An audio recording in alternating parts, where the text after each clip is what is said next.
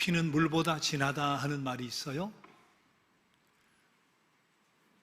이는 물 한 잔 나눔을 통해서 정이 생길 수도 있고, 두레박으로 우물물을 떠서 버들잎 하나만 잘 띄워도 아주 오랫도록 감흥이 남는 이제 그런 일이 있을 수 있지만, 아무리 그렇다고 해도 피를 나눈 사이에 비할 바는 못 된다.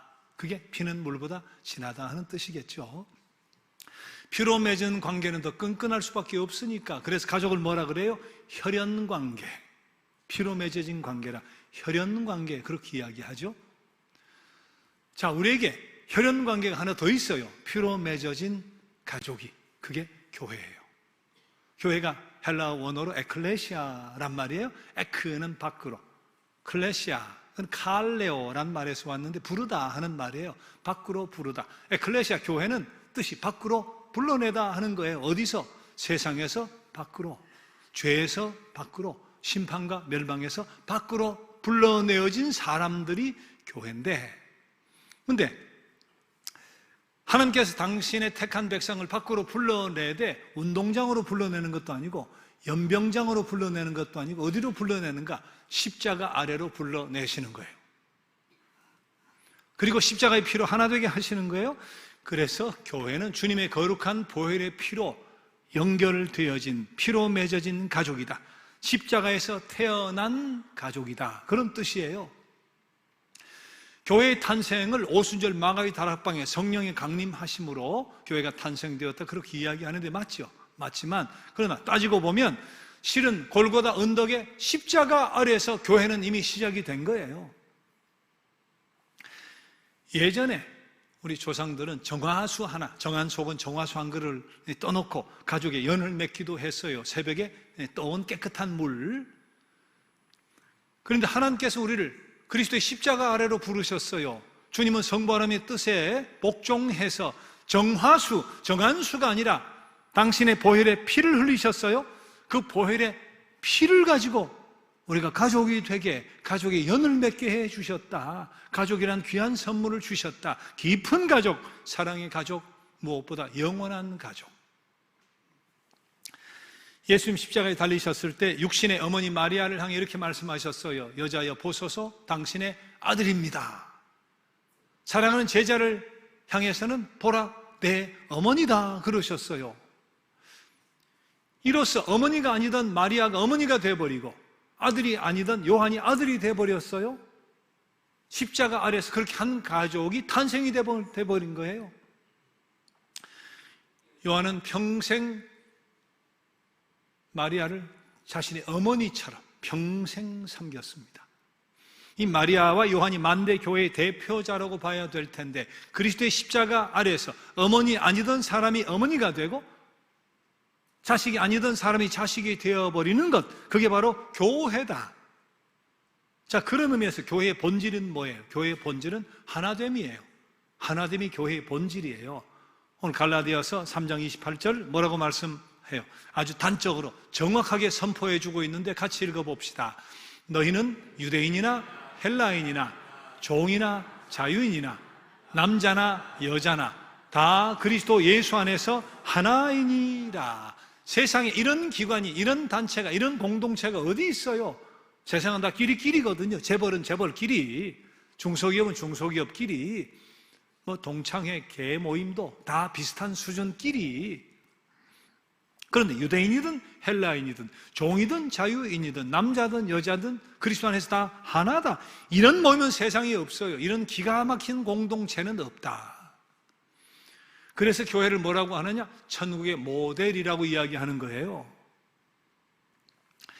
십자가 피로 하나 된 가족으로서 다 같은 아브라함의 자손이니까, 다 같은 하나님의 자손이니까, 다 같은 그리스도의 것이니까, 영원한 하늘 유업을 함께 이을 자로서 서로를 가족의 일원으로 받아서 천국을 누리고 살아가야 될 공동체가 교회니까.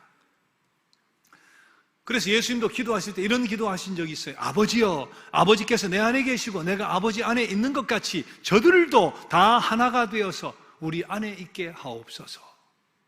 자, 오늘 에베소 4장 3절 본문 잘 보세요. 평안에 매는 줄로 성령이 하나 되게 하신 것을 힘써 지키라. 잘 봐요. 하나 되라고 권하지 않습니다. 하나 되게 하신 것을 힘써 지켜라. 이게 뭐예요? 이미 십자가 아래로 불러서 성령이 이미 하나 되게 하신 거예요. 우린 이미 하나 되게 해놓으신 건데, 신자들이 할 일이 뭐냐? 이렇게 이미 하나 되게 하신 것을 힘써서 지키고 보존하고 유지해 가는 것이 신자가 할 일이고, 그게 교회다. 그런데 여러분, 세상의 가정이 때로는 위기를 당하잖아요. 평화를 잃어버리잖아요. 때로는 해체당하는 때도 있잖아요. 그리스도의 피로 하나가 된 교회도 마찬가지 불편을 겪거나 갈등이 일거나 또 시험에 드는 경우 있습니다. 순복음교회, 제자교회, 제일교회, 광명교회, 화평교회, 은혜교회, 이름이 멋지잖아요.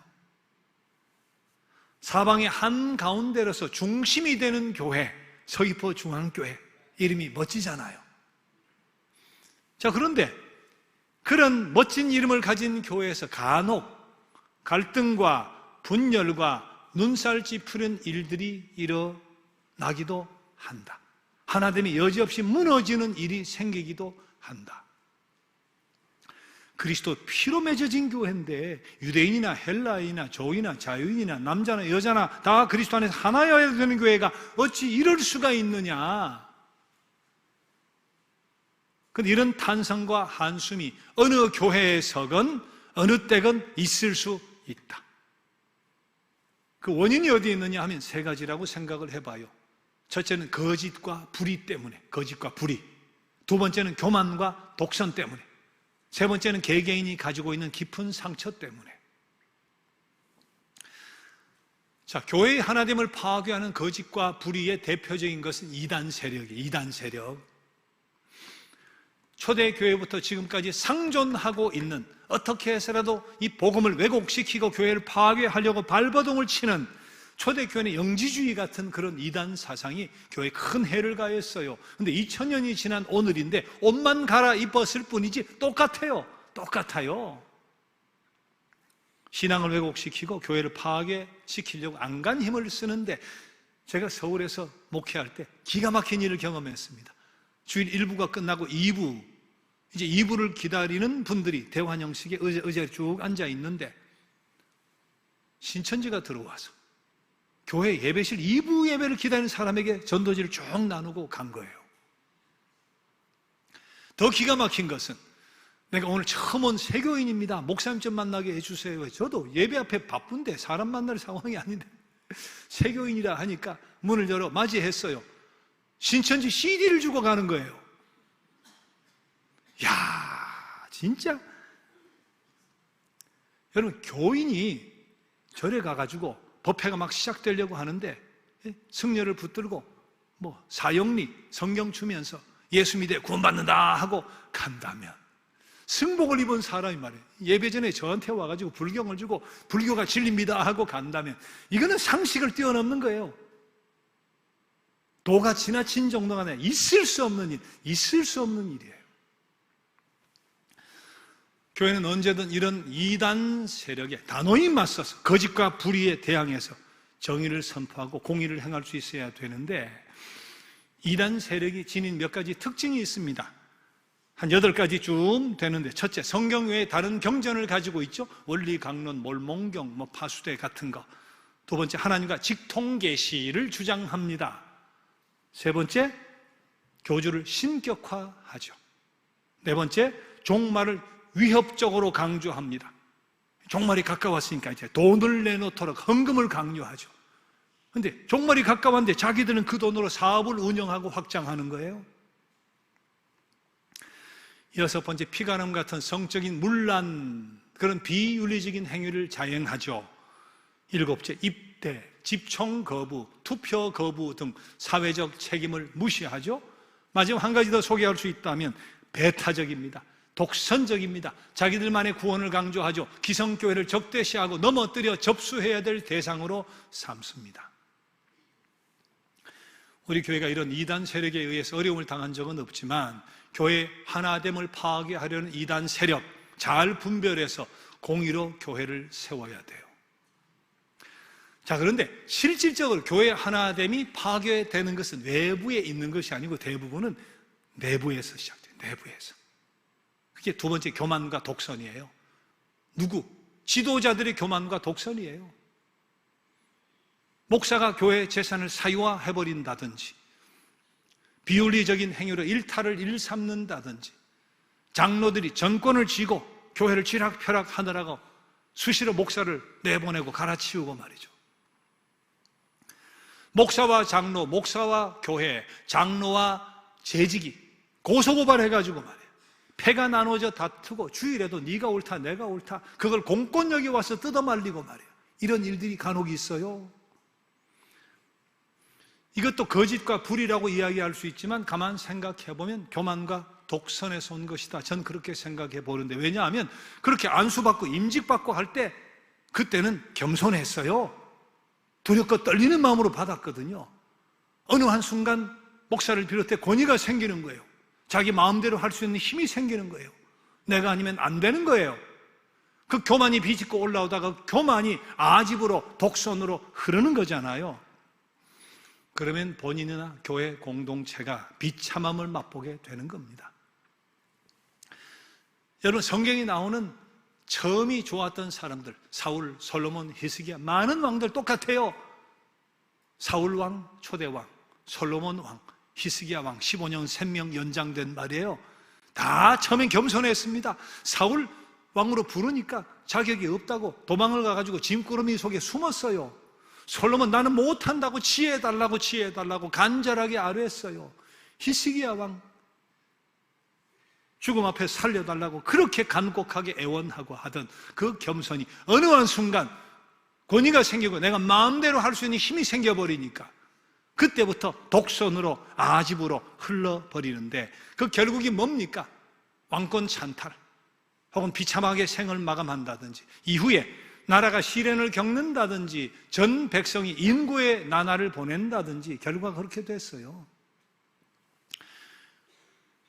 우리나라 정치 역사도 그렇잖아요. 초대 대통령으로부터 계속해서 교만과 독선의 반복으로 다 끝이 좋질 않았어요. 교회도 부흥하고 발전하면서 목사에게 더 큰 권위가 주어지고 뭐든지 할 수 있는 힘이 생기고, 그러다가 신격화되고 우상화되고 하면 그것이 교만과 독선으로 결국은 교회가 내홍을 겪든지 사회에 지탄받는 대상이 되든지 하는 일들이 일어나기도 하잖아요. 근데 이게 목사만은 아닙니다. 교회 내에 위원회, 부서, 기관, 우리, 신도회 책임을 지는 장로, 권사, 집사에게서도 얼마든지 일어날 수 있다. 교만과 독선으로 하나됨이 파괴되는 일은 얼마든지 일어날 수 있다. 이 교만과 독선에 대한 처방이 몇 가지가 있어요. 제일 먼저, 난 죽을 수밖에 없었던 죄인이었음을 기억하면 돼요. 지옥도 가장 밑바닥에 내려갈 이 나 같은 인생을, 내 단점, 내 허물, 내 탐욕, 내 이기심 다 아시면서도 그럼에도 불구하고 나를 불러주셨다는 사실을 기억하는 사람은 절대로 교만할 수 없죠. 참아주시는 은혜를 기억하면 돼요. 여러분, 하나님께서 내 죄의 현장에서 행실이 되었던, 마음과 생각이 되었던 그 죄의 현장에서 즉시 심판하고 즉시 내리치신다면, 그렇게 하셨다면 우리는 여기 남아있지는 못하잖아요. 오래 참으시는 하나님이시기에 내가 여기 남아있는 거죠. 그 오래 참아주시는 은혜를 기억한다면 결코 교만할 수 없죠. 또 하나, 섬김을 삶의 좌우명으로 삼으면 교만할 수 없어요.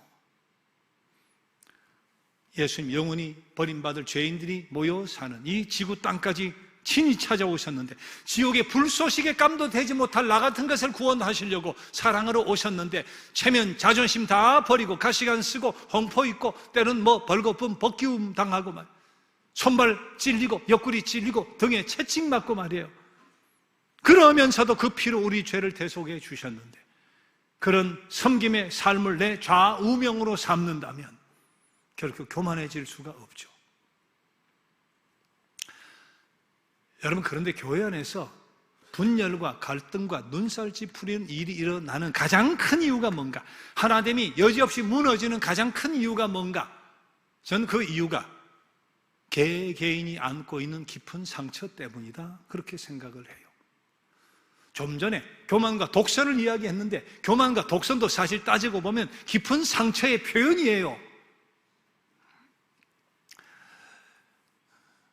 우리가 다 정도의 차이는 있을지 모르지만 아픔을 간직하고 상처를 가지고 삽니다. 2주 전에 질그릇과 보배라고 하는 설교 말씀 드릴 때도 이 말씀 드렸는데, 수준 있게 보이는 사람들도 너나 할 것 없이 다 상처와 아픔을 안고 사는 거예요. 부모의 사랑을 받지 못한 채 성장해온 사람들 있습니다. 서러움 속에서 크고 학대당하며 자란 사람들 있습니다. 가정의 분란과 해체로 고통을 겪어보고 아픔을 간직한 사람이 있습니다. 사랑한 사람 먼저 떠나서 가슴 시린 심정으로 사는 사람도 있습니다.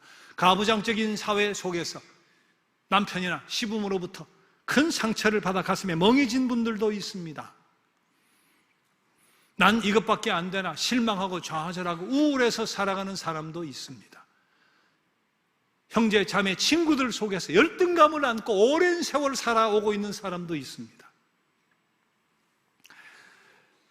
자기 비하의 감정 속에서 자존감을 상실한 사람도 있고, 자기 불신 속에서 자신감을 잃어버린 사람도 있고, 실패와 무시와 버림받음 속에서 삶의 의욕을 상실하거나 아니면 반대로 공격적이 되어버린 사람도 있고.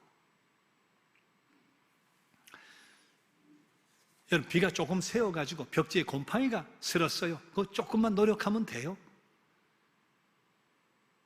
그런데 수마가 핥히고 갔어요. 수마가 핥히고 갔어요. 그 상은 오래 남습니다. 미동의 지진이 밤새 왔을 때, 어이 신기해, 떨리는 거 못 느꼈어? 하고 지나가면 되는데, 생명과 재산을 깡그리 말이죠, 손실을 가져오는, 막대한 손실을 가져온 대지진을 경험하면 망연자실입니다. 가스레인지 위에 주전자가 새까맣게 타버렸어요. 그럼 가슴 한번 쓸어내리면 되는데, 화마가 삼키고 가서 전 재산을 다 삼켜버리면 그 흔적, 그 상처, 지워지지 않는 상처가 될 수도 있잖아요.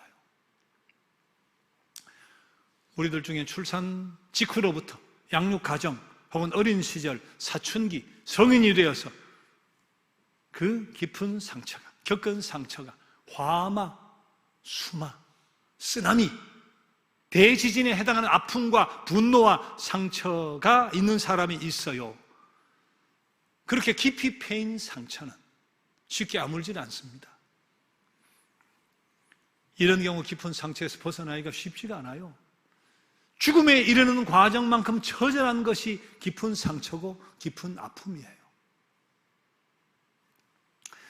그렇기 때문에 그런 깊은 상처를 가진 사람을 향해서 살다 보면 그럴 수 있지, 잊어버려, 쉽게 남의 일처럼 말한다든지, 원수도 사랑하라고 했잖아. 오른뺨 때리면 왼뺨 돌려야지, 신앙이답게 쿨하게 말이야, 용서해, 그렇게 쉽게 말할 수 있는 게 아닙니다. 그게 도움이 되는 말도 아니에요. 때는 관심이나 격려라고 내던진 말이 큰 상처를 주는 때 있어요. 왜 이렇게 살이 빠졌어? 병약해 보여. 그만 아파. 그 말에도 상처를 받는 사람들이 있습니다. 반가움의 표현, 오랜만에 나오니까 그동안 어디 있었어? 뭐 하다 이제 왔어? 말이야. 반가움의 표현인데, 관심의 표현인데 그 말에 상처받는 사람이 있습니다. 뭘 그런 가지고 그래? 난 기도해서 나았어, 기도해서 해결했어. 체험적인 신앙의 고백도 상처가 되는 수가 있습니다.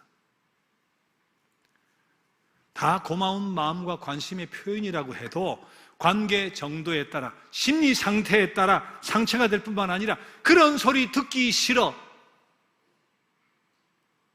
교회를 안 나오는 사람도 있을 수 있어요. 에베소서 4장 29절 이렇게 말씀합니다. 같이 한번 읽어봐요. 무릇 더러운 말은 너희 입 밖에도 내지 말고 오직 덕을 세우는 데 소용되는 대로 선한 말을 하며 듣는 자들에게 은혜를 끼치게 하라. 선한 말을 해라. 선한 말을 해라. 덕을 세우는 선한 말을 해라. 덕을 세울 수 있는 선한 말은 어떤 말일까요? 7가지라고 저는 생각을 해봐요. 사랑의 말이죠. 집사님 사랑해요. 권사님 사랑해요. 사랑의 말, 공감의 말이죠. 얼마나 좋아요. 참 잘된 일이네요. 얼마나 힘들어요. 얼마나 아파요. 공감의 말, 용납의 말, 덮어주는 말. 괜찮아, 괜찮아. 그럴 수도 있지. 다음에 잘하면 되지. 칭찬의 말, 격려의 말, 당연한 거지. 잘했어요. 야, 대단하네. 어떻게 이렇게 솜씨가 좋아요. 훌륭해요. 사과의 말, 미안합니다. 죄송합니다. 제 불찰입니다. 제가 부족해서 그래요. 감사의 말, 고마워요. 감사해요. 참 수고 많았어요. 믿음의 말, 하나님이 함께 하실 거예요. 할 수 있어요. 주께서 도와주실 거예요. 결국 모든 것이 합력하여 선될 거예요. 이 7가지 말만 잘하면 인간관계 절대로 문제가 없습니다. 교회뿐만 아닙니다. 가정도 마찬가지입니다. 사회생활도 마찬가지입니다. 이 7가지 말 다시 보세요. 사랑의 말 하세요. 공감의 말 하세요. 용납의 말, 덮어주는 말 하세요. 칭찬과 격려의 말 하세요. 즉시 사과하세요. 감사의 말 하세요. 믿음의 말을 해요. 자, 그런데 우리 모두가 정도의 차이만 있을 뿐 내면 속에 상처와 아픔이 있기 때문에 내 스스로 노력해야 될 부분이 있어요. 내 스스로 노력해야 될 일이 있어요. 자, 먼저 내가 내 삶을 다스릴 수 없음을 인정하는 거예요. 여러분 스스로 자신 인간임을 인정하세요. 내 안에 분과 노와 화와 미움을 나는 다스릴 수 없다. 우울과 허무와 절망과 이 좌절을 나는 다룰 수가 없다. 교만과 아집과 독선을 나는 어떻게 해결할 방법이 없다. 불안과 긴장과 초조와 두려움, 부정적인 생각, 어떤 그릇된 것에 집착하는 이 행위, 이거나 해결할 방법이 없다 말이지. 인정해요. 내 힘으로 이루어낼 수 없음을 인정하는 거예요. 내 자신의 힘으로 어찌할 수 없다는 것을 인정해야 돼요. 그리고 다음에는 앞에서 말씀드린 7가지 말을 잘하는 사람을 찾아요. 사랑의 말, 공감의 말, 용납의 말, 칭찬의 말, 사과의 말, 감사의 말, 믿음의 말 잘하는 사람 찾아요. 그런 사람 붙여주시기를 소망하며 그런 사람 만날 수 있기를 소망하며 성령의 도우심을 구해요. 그런 자와 가까이 해요. 그리고 살아계신 하나님이 어떤 분인가 고백해야 돼요. 우리 하나님이 어떤 분이에요? 하나님 나의 모든 상황을 아시는 분입니다.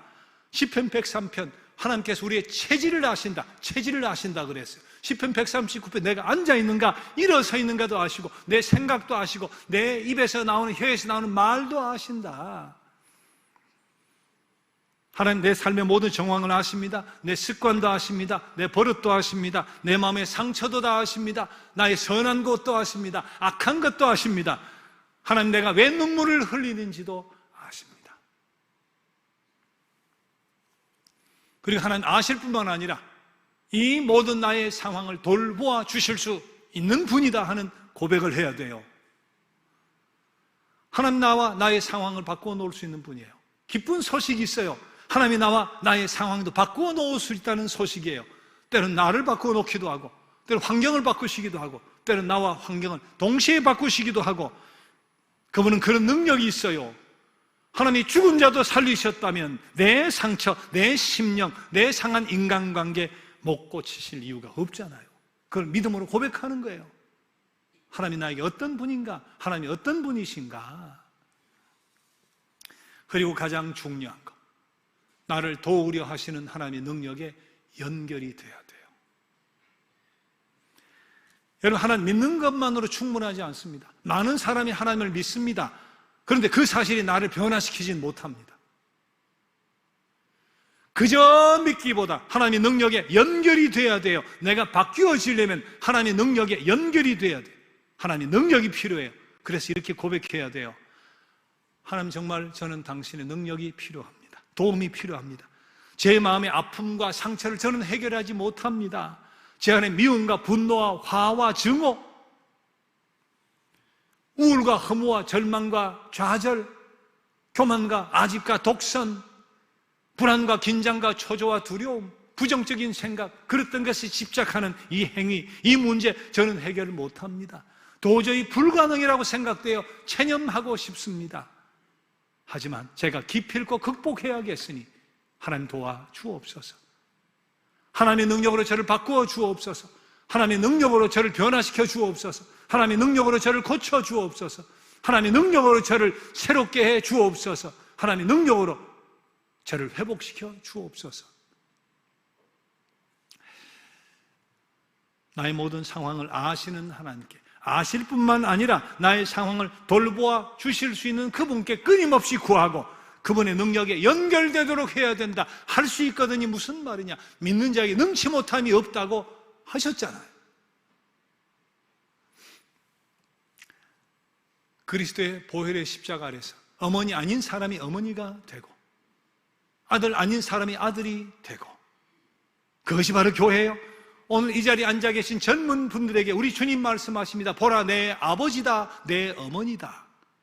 어른들에게 이야기합니다. 여러분이요, 여러분의 아들이요, 여러분의 딸이요, 여러분 형제입니다, 자매입니다. 주님 말씀하시는 거예요. 우리 서로 피가 섞이지 않았을지라도 그 피보다 몇십 배, 몇백 배 진한 그리스도의 보혈의 피, 그 피를 나눈 가족임을 잊지 말아야 할 줄로 믿습니다. 이단 세력과 또 그들의 거짓과 불의는 물리치고 덕을 세우는 선한 말을 하면서 서로 상처를 보듬어줘요. 선한 말로 상처를 보듬어줘요. 그리고 스스로는 내 안에 교만과 독선은 물론이지만 내 안에 상처, 모든 상처가 하나님의 능력과 연결되어서 묽어지고 옅어지고 씻어질 수 있기를 소망하면서 하나님의 다스림을 받아야 돼요. 교회는 하나 되는 것이 아닙니다. 이미 하나 된 십자가의 보혈의 피로 이미 하나 되게 하신 것을 힘써서 지켜나가는 믿음의 공동체고 사랑의 공동체가 교회예요. 우리 교회가 이런 공동체 되기를 소망합니다. 이 땅의 모든 교회들이 이런 공동체 되어지기를 주님의 이름으로 축복합니다. 함께 일어나셔서 살피소서 오늘 내 마음을, 이란 찬양을 드려보겠습니다.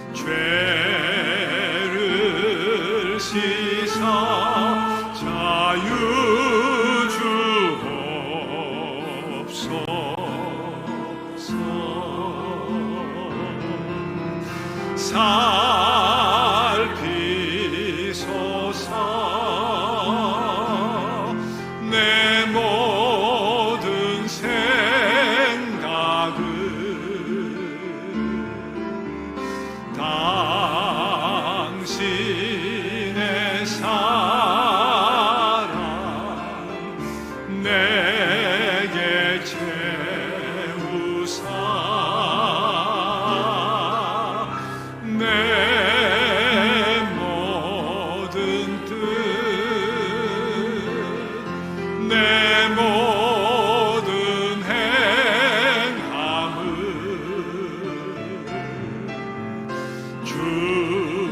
주님 맡아 주관하옵소서.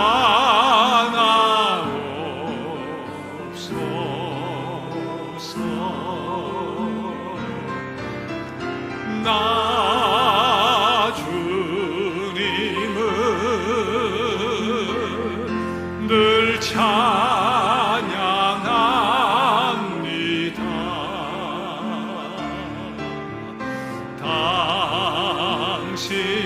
당신의 말씀 내게 채우사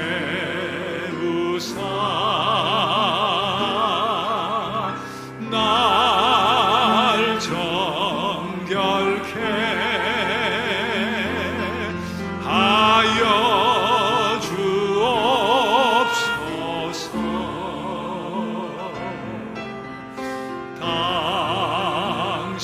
당신의 그 형상 만드소서.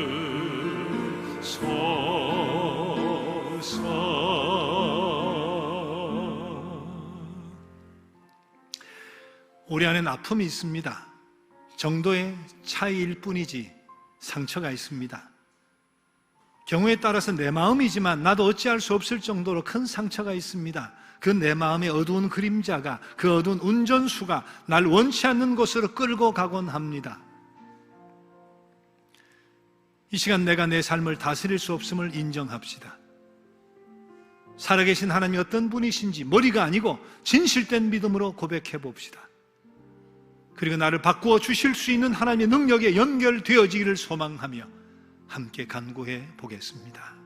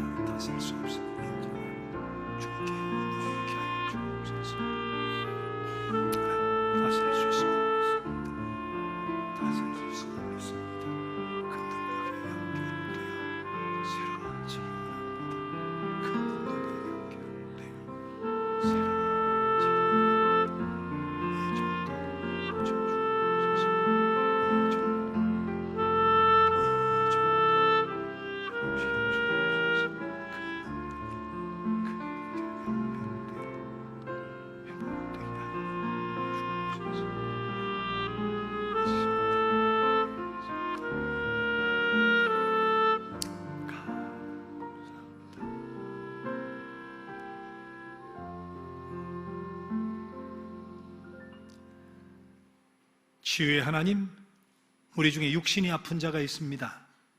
이와 더불어 마음이 아픈 자도 있습니다.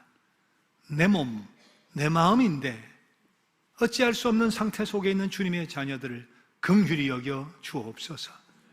하늘의 위로가 임하게 하시며 숨이 쉬어지게 하시며 세상은 알 수 없는 하늘의 평화가 임하게 하여 주옵소서. 고쳐주시며 치유해 주시며 회복시켜 주시며 새롭게 하여 주옵소서. 일어나 마음껏 걷기도 하고 뛰기도 하는, 그리고 창공을 훨훨 날아 오르는 자유와 해방을, 그리고 새 힘을 부어 주옵소서. 그리고 이미 하나 되게 하신 이 아름다운 믿음의 공동체를 힘써서 지켜나갈 수 있는 선한 말의 주인공이 되게 하여 주옵소서. 이제는 우리 자신의 부족함과 나약함과 상흔을 하나님께 아뢰고 모든 것을 의탁드리며 새롭게 되어 가정에서든 교회에서든 하나 되게 하신 것을 힘써 지켜나가길 원하는 부름받은 모든 주의 자녀들 위해 우리 주님의 그 크신 은혜와 우리 하나님 아버지의 끝없으신 사랑하심과 성령님의 능력과 치유와 회복의 역사가 언제나 함께해 주시옵기를 간절히 축원합니다. 아멘.